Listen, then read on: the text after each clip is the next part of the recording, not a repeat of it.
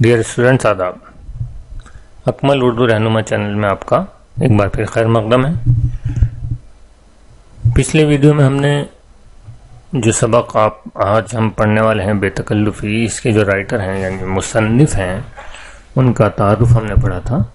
آج کے ویڈیو میں ہم پڑھنے والے ہیں ان کا لکھا ہوا یہ سبق بے تکلفی۔ تو چلیے شروع کرتے ہیں آج کا سبق۔ بچوں، یہاں میں آپ کو ایک بار بتاتا چلوں، یہ اسکرین پر سبق سے پہلے دیکھیے ایک باکس بنا ہوا ہے،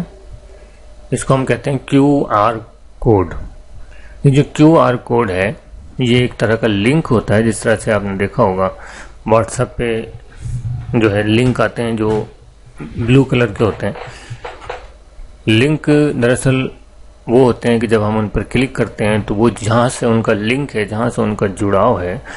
اس پیج پر، اس ویب سائٹ پر ہمیں پہنچا دیتے ہیں۔ تو کیو آر کوڈ بھی دراصل ایک طرح کا لنک ہوتا ہے۔ تو جب آپ اس کو اسکین کرتے ہیں،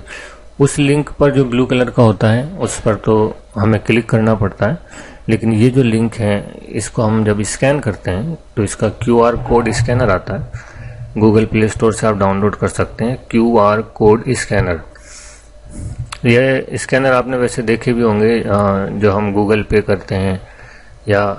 پے ٹی ایم یا فون پے سے جب ہم بھگتان کرتے ہیں، پیمنٹ کرتے ہیں،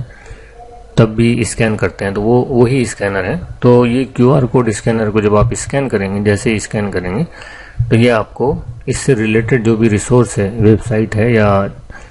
یوٹیوب ویڈیو ہے یا فیس بک پیج ہے، کچھ بھی ہو سکتا ہے، یہ آپ کو سیدھے وہاں پہنچا دے گا۔ تو اگر آپ کو وقت ملے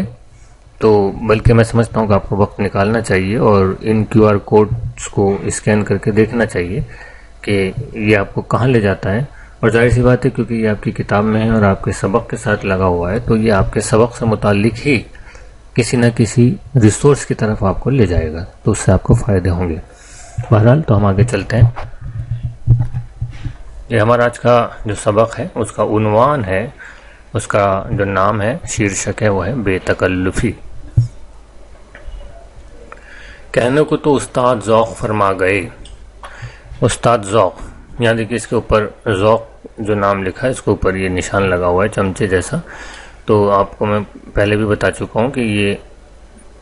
اس بات کا انڈیکیٹر ہے، اس بات کو درشاتا ہے، اس بات کی وضاحت کرتا ہے کہ جو نام ہے ذوق، دراصل یہ تخلص ہے، یعنی شاعر کا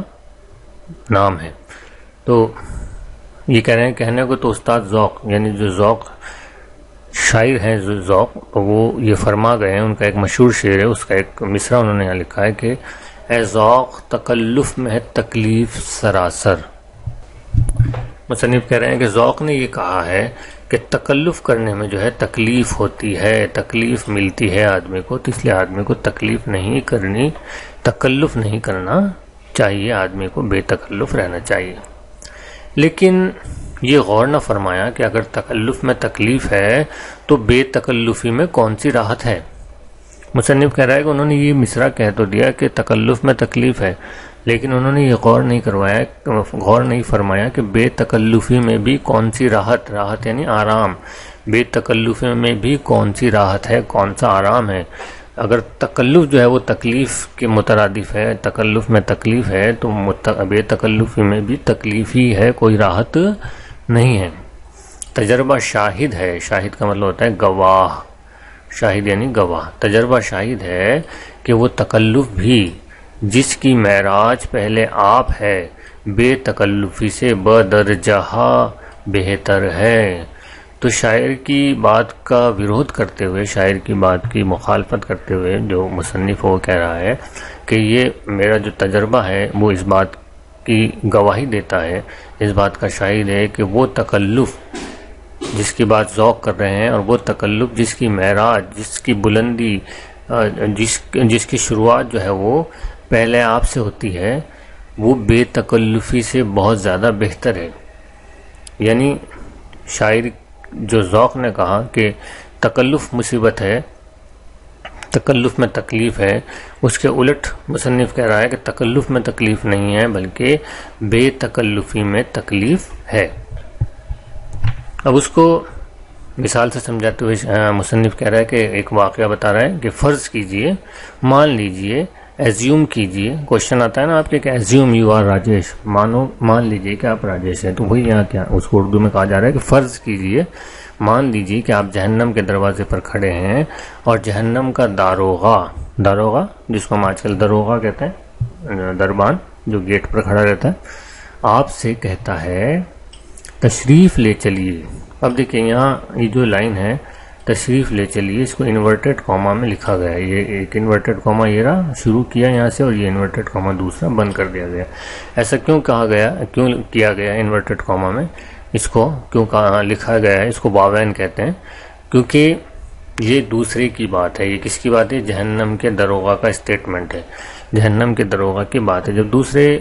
کسی شخص کی بات کو بیان کیا جائے تو اس کو ہم انورٹڈ کاما میں یا واوین کے اندر لکھتے ہیں۔ تو وہ کہہ رہا ہے شاہ مصنف کے فرض کیجئے آپ جہنم کے دروازے پر کھڑے ہیں اور جہنم کا داروغہ آپ سے کہتا ہے تشریف لے چلیے، اور آپ مسکرا کر نہایت لجاجت یعنی نرمی سے عرض کرتے ہیں۔ اب دیکھیے یہ آپ کی بات کی جا رہی، پھر انورٹڈ کاما میں جی پہلے آپ، یعنی آپ بہت ہی زیادہ تکلف والے شخص ہیں، اور جو ہے آپ کو جب جہنم کا دروازہ جو داروغہ ہے وہ کہتا ہے کہ چلیے تشریف لے چلیے جہنم میں آپ، تو آپ بہت نرمی سے کہتے ہیں اپنی عادت کے مطابق، کیونکہ آپ جو ہے وہ بہت بے تکلف نہیں ہیں، تو آپ کہہ دیتے ہیں کہ جی نہیں پہلے آپ چلیں۔ تو عین ممکن ہے، تو یہ بالکل ممکن ہو سکتا ہے کہ آپ کے حسن اخلاق سے،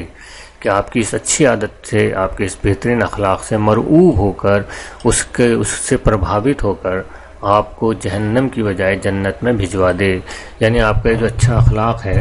اس کو دیکھ کر ہو سکتا ہے کہ جہنم کا جو داروغہ ہے وہ آپ کو جہنم سے ہٹا کر جنت میں بھجوا دے۔ اس کے برعکس، لیکن اس کے الٹ، اس کے وپریت، اگر آپ کی داروغہ جنت سے بے تکلفی ہے، لیکن اب یہاں دیکھیں آپ بے تکلفی کی بات، کیونکہ تکلف کا ویرودھ کیا جا رہا ہے، تو اس لیے اب بے تکلفی کی بات بیان کی جا رہی ہے۔ وہ کہہ رہے ہیں اگر آپ تکلف کرتے ہیں اور تکلف میں آپ رہتے ہیں تو تکلف سے یہ فائدہ ہو سکتا ہے کہ جہنم کا جو داروغہ ہے جب وہ آپ کو جہنم میں جانے کے لیے کہے کہ چلیے آپ جہنم میں جائیں، اور آپ اس کو بہت عزت سے کہیں نہیں پہلے آپ چلیں، تو ہو سکتا ہے آپ کی اس حسن اخلاق سے پربھاوت ہو کر، اس سے مرعوب ہو کر وہ آپ کو جنت میں بھجوا دے۔ لیکن اگر آپ پر تکلف نہیں ہیں بلکہ بے تکلف ہیں، یا جنت کے اندر جو ہے وہ جنت کا جو داروغہ ہے وہ آپ سے بے تکلف ہے، تو اس کا کیا نقصان ہو سکتا ہے، اس کا نقشہ یہاں کھینچ رہے ہیں کہ اس کے برعکس، اس کے وپریت، اگر آپ کی داروغہ جنت کے داروغہ سے، دیکھیں داروغہ جنت تو اس کو الٹا پڑھیں گے، جنت کا داروغہ سے بے تکلفی ہے، تو ہو سکتا ہے کہ ہنسی مذاق میں وہ آپ کو باغ بہشت یعنی جنت، اب یہاں یہ دیکھیں زیر لگا ہوا ہے، واپس اضافت ہے تو اس کو الٹا پڑھیں گے، بہشت کا باغ بہشت کا باغ، تو وہ آپ کو ہنسی مذاق میں باغ بہشت کی کسی نہر میں اتنے غوطے دلوائے کہ آپ کو چھٹی کا دودھ یاد آ جائے۔ غوطے دلوانا یعنی آپ کو جو ہے آپ کے کپڑوں سے، گردن سے، کندھے سے، بالوں سے پکڑ لے، اور آپ کو پکڑ کر زبردستی جو جنت کے اندر جو نہریں ہیں دودھ کی یا شہد کی یا پانی کی یا شراب کی، اس کے اندر ڈبوئے اور نکالے، اور اتنا ڈبوئے نکالے، اتنے غوطے دلوا دے کہ آپ کو چھٹی کا دودھ یاد آ جائے۔ چھٹی کا دودھ یاد آ جانا یہ ایک محاورہ ہے، تو اتنا آپ کو وہ محبت میں، دوستی میں یا بے تکلفی میں اتنے سارے آپ کو جو ہے وہ جنت کا داروغہ پکڑ کر مذاق میں آپ کو اتنے غوطے دے دے اس ندی کے اندر، اس نہر کے اندر، کہ آپ کی حالت خراب ہو جائے۔ چھٹی کا دودھ یاد آ جانا یعنی حالت خراب ہو جانا، تو یہ بے تکلفی کا نقصان ہے۔ تو یہاں مصنف جو ہے وہ تکلف کی تائید کر رہا ہے اور بے تکلفی کا جو ہے ویرودھ کر رہا ہے، وہ کہہ رہا ہے کہ تکلف میں تکلیف نہیں ہے، بے تکلفی میں بلکہ زیادہ تکلیف کا سامنا آدمی کو کرنا پڑتا ہے۔ تکلف کا سب سے بڑا فائدہ یہ ہے کہ ہینگ لگتی ہے نہ پھٹکری، اور ظاہرداری جوں کی توں قائم رہتی ہے۔ ظاہرداری کا مطلب ہوتا ہے دکھاوا، اور یہ جو ہے ہینگ لگے نہ پھٹکری، یہ ایک محاورہ ہے، ہینگ لگے نہ پھٹکری، اس کا مطلب ہوتا ہے کچھ بھی خرچ نہ ہونا، آپ کی کچھ محنت نہ لگنا، آپ کا کچھ خرچ نہ ہونا۔ تو تکلف کا سب سے بڑا فائدہ کیا ہے کہ ہینگ لگے نہ پھٹکری، یعنی خرچہ کچھ نہیں ہوتا، پریشانی کچھ نہیں ہوتی، اور ظاہر داری یعنی دکھاوا جو ہے وہ جوں کا توں بنا رہتا ہے۔ اب اس بات کا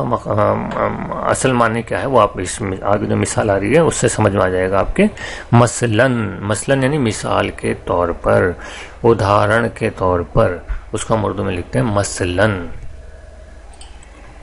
آپ کے گھر کوئی صاحب تشریف لائے ہیں،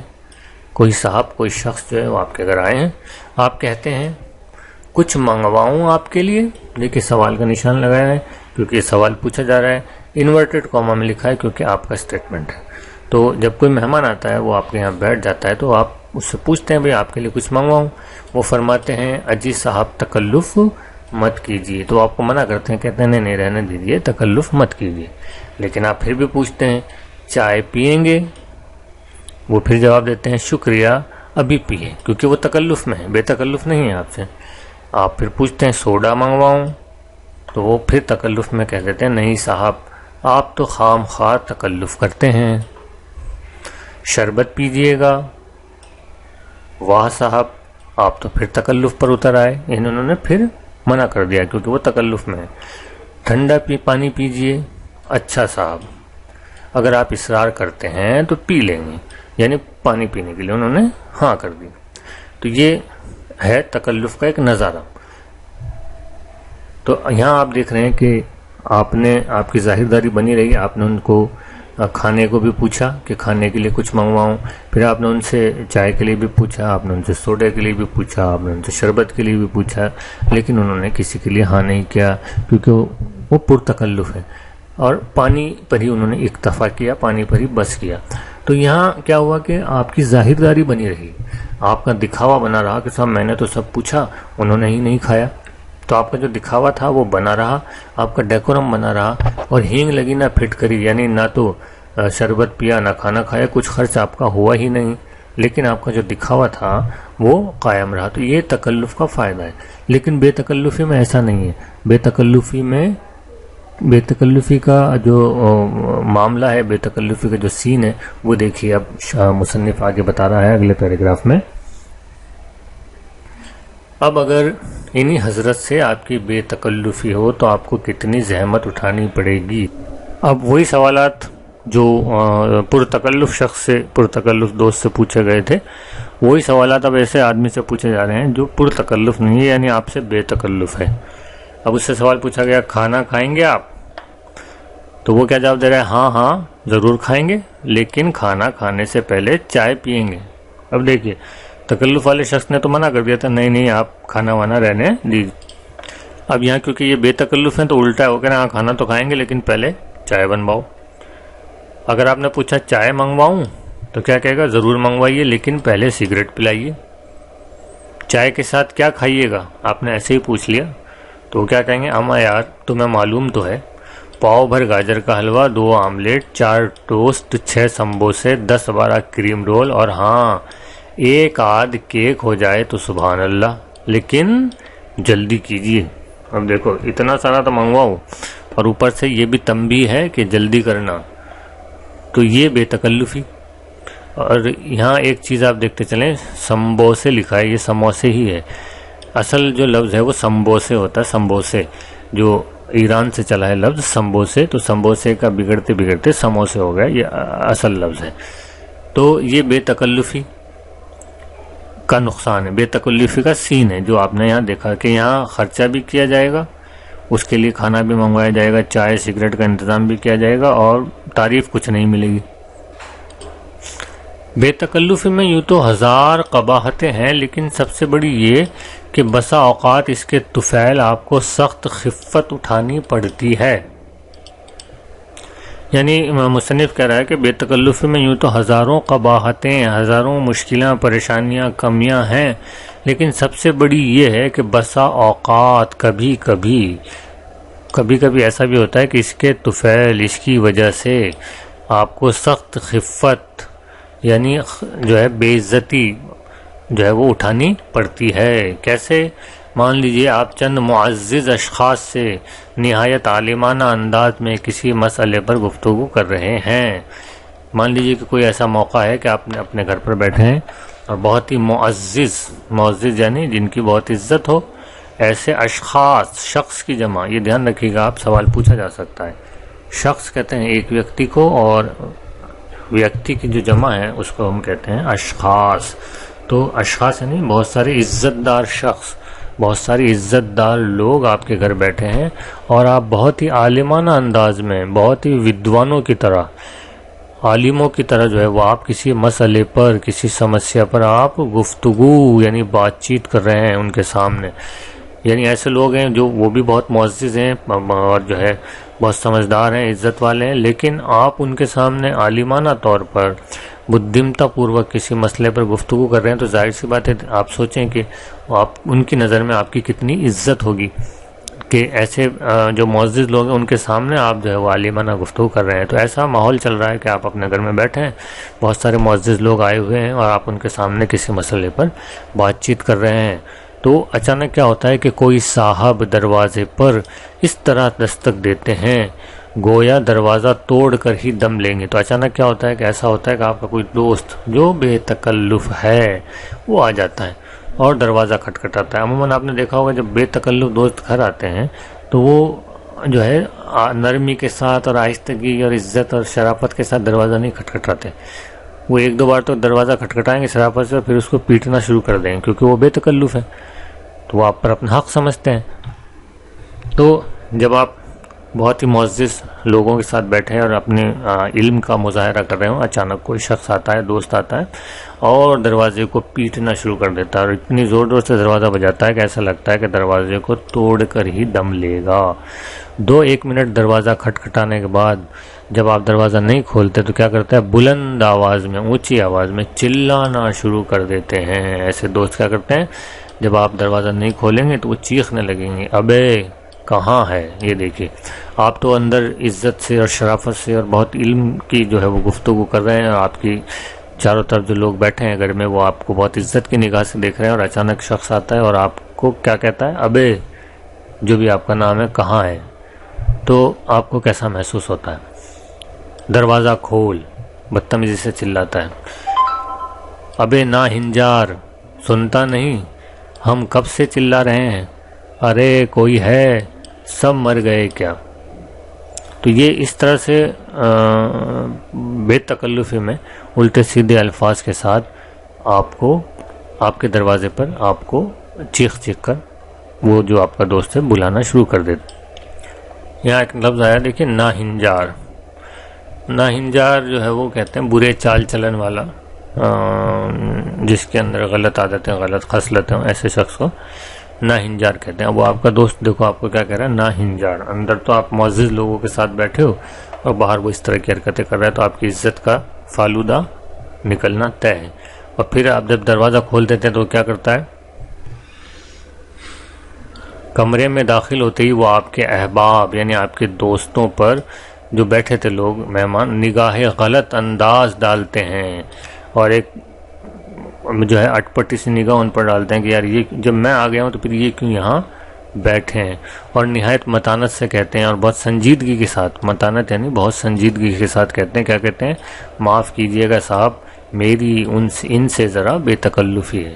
اب ان کو یاد آیا یار یہ تو اس کے دوست عزت دار لوگ بیٹھے ہیں، میں پتہ نہیں کیا کیا حرکتیں کر رہا تھا، تو اس پہ بھی وہ بڑی سنجیدگی سے کہتا ہے صاحب برا مت مانیے گا، میری ذرا ان سے بے تکلفی ہے، اس لیے میں ان سے ایسے باتیں کر رہا تھا. تو یہ ہمارا آج کا جو سبق ہے بے تکلفی، تو آج اس کو ہم آج یہیں تک رکھتے ہیں. کل اس کو اگلا حصہ اس کا پڑھیں گے اگلی ویڈیو میں. تو یہ جو ہے آج آپ کو گھر پر بیٹھ کر پہلے ویڈیو دیکھنا ہے، اس کے بعد اس کو خود پڑھنا ہے، پھر اس کے جو مشکل الفاظ ہیں اس کو آپ کو کاپی میں لکھنا ہے،